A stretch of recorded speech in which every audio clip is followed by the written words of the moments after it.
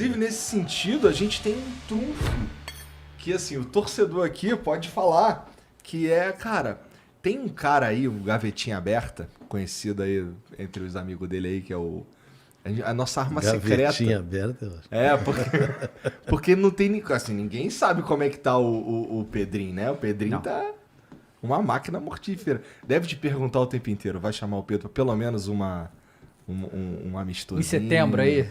Tá. Fala do Pedro aí pra nós. Tá jogando muito. Não é eu que estou convocando, é ele, a performance dele que está se convocando. Num jogador com características específicas para a função. Exatamente. Isso é uma parada que a gente também tava falando aqui. Cara, ele é um 9 que talvez a gente esteja precisando mesmo, né? Ele faz um pivô como, sei lá, cara. Aqui no Brasil é brincadeira o pivô que ele faz, cara. Cara, foi contra o Atlético Paranaense, talvez. Sei lá, eu sei que qualquer situação que ficar complicada, o Santos jogava lá nele. Chegava nele, parava, botava e fazia o que queria com a bola. Mas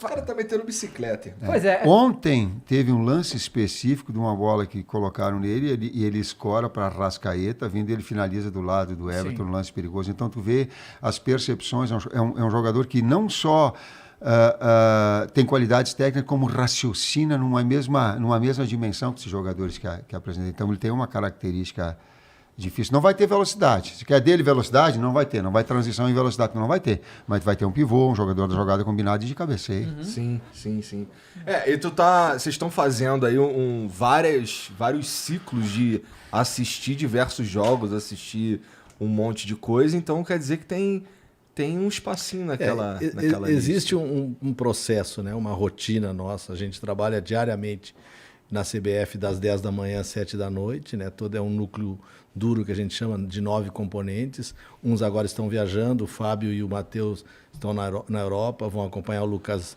Veríssimo lá no Benfica, estiveram vendo o Atlético de Madrid ontem, vão na Juventus. O Sampaio, junto com o Gui, nosso fisiologista, está no México acompanhando o Dani Alves. O Tite está indo agora para a Europa com o Juninho, Paris e Londres, né? E a gente continua acompanhando. Ontem a gente esteve no Allianz Arena, acompanhando Palmeiras e Flamengo. Agora tem os jogos de meio de semana da Copa do Brasil. Então o processo é esse. Voltando à CBF amanhã, a gente discutir o que você viu e a gente olha os jogos todos, né? Não um pedaço de jogo, nem melhores lances. Olha, discute, revê esses jogos, discute essa lista larga, mantém esse processo de pertencimento do atleta. A gente está falando do Pedro. O Pedro é um jogador que tem... A gente divide as relações, né? Tipo, tem 10 jogadores que eu acompanho, o Matheus acompanha outros, a gente leva essas informações para o Tite. O Pedro é um cara que está sempre... Está bem, vamos lá, não desiste, a gente está observando, continua. Então, a gente está sempre para que o atleta... Agora você está fazendo isso? Não, a gente faz sempre. Eu peguei o gancho agora. Porque agora é fácil falar do Pedro, né? Agora é fácil que ele está jogando. Agora tá porque fácil. Antes, Agora ele está já jogando. mantinha essa relação de dizer, poxa, continua trabalhando, que está nessa lista de jogadores importantes. E isso é legal porque eu não sabia. Então a CBF, vocês falam com o jogador. Cara, mantém aí, continua.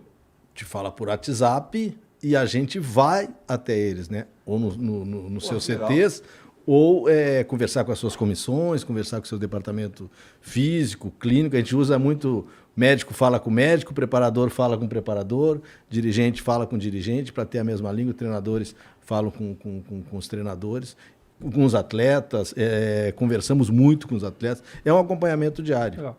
Assim como, desculpa, é uma coisa legal para falar que aconteceu conosco recentemente, eu não tenho estudado, a gente faz também consultoria com o atleta. A gente trouxe o Felipe Luiz para ficar um dia inteiro conosco. Legal. Por quê? Porque ele é um jogador diferenciado. Não, quando acabar a carreira, ele vai para ou treinador, dirigente, alguma coisa. Isso aí As percepções que ele tem em termos táticos e o nível pessoal dele é muito grande. É muito grande. Então a gente trouxe ele, não ser um dia inteiro, eu acho que era no início da tarde, e ficamos a tarde toda fazendo perguntas para ele, daquilo que ele dimensionava dos trabalhos, daquilo que foi na seleção, daquilo que foi nos treinamentos, daquilo que era nos seus clubes, para que a gente tivesse uma cadeira vazia e que o atleta pudesse trazer para nós algumas informações, alguns sentimentos que ele sentiu de experiências todas. E agora me fez lembrar do... Como foi feito com o Fernandinho lá em Manchester. A última vez que a gente foi em Manchester para acompanhar os jogadores que estão lá, né? O o Ederson, o Gabriel Jesus que estava lá, acho que foi o Fábio que foi nessa viagem, sentou, almoçou com o Fernandinho. A gente mantém essa relação, porque é difícil. A gente esteve com os atletas convocados em junho. Vamos estar com eles novamente em setembro e depois em novembro. Então tem que haver uma maneira de aproximar. E essa maneira não pode ser só online, né? Ela tem que ser presencial. E a gente tem feito isso. Esse negócio do Pedro que você está falando, não de agora, justamente. A gente que é flamenguista, a gente acompanha o Pedro direto. A gente está muito mais próximo disso. E a gente sabe que não é de hoje que o Pedro está jogando bem. Apesar de ele estar reserva do Flamengo, mas para 2020, se não fosse o Pedro, eu acho que a gente não era campeão. Né? Teve um período que o Flamengo ficou, sei lá, quantos jogadores com Covid... E ele fez gol um atrás do outro e tal, ele foi muito importante. E teve aquele... e isso é uma coisa que me divide muito, né? Foi na Olimpíada, né? O Pedro foi convocado para a Olimpíada, era para ele estar nesse grupo.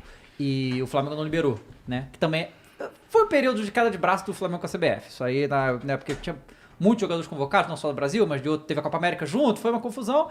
E o Flamengo não quis liberar o Pedro porque não precisava, né? E... Aí a gente só consegue saber de o que a mídia passa, né? Mas claro que ele ficou chateado, óbvio que ele queria ir pra Olimpíada, e ainda mais que eles ganharam ouro e tudo. E ele tinha jogado nos jogos antes, né? E tinha feito gol e tudo e tal. Vocês já estavam olhando ele desde lá, né? Desde antes, obviamente, Sim. você foi ser convocado pra lá. Pesou pra vocês ele não ter ido pra Olimpíada, jogar pra vocês verem mais ele de perto? Sim. E anteriormente nós tínhamos convocado o Pedro quando estava no Fluminense e ele machucou. E aí veio o Richarlison no lugar dele.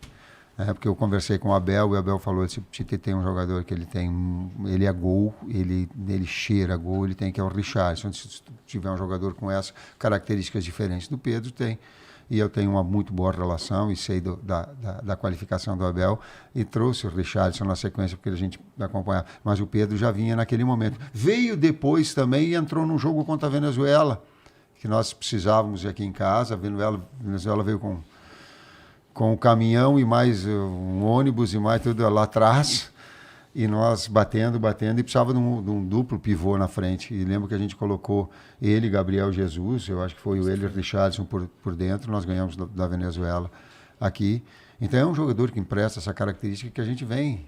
Depois ele teve um momento que não deu uma sequência, mas de alguma forma torcendo sempre para que ele tivesse, por essa característica também. Sim.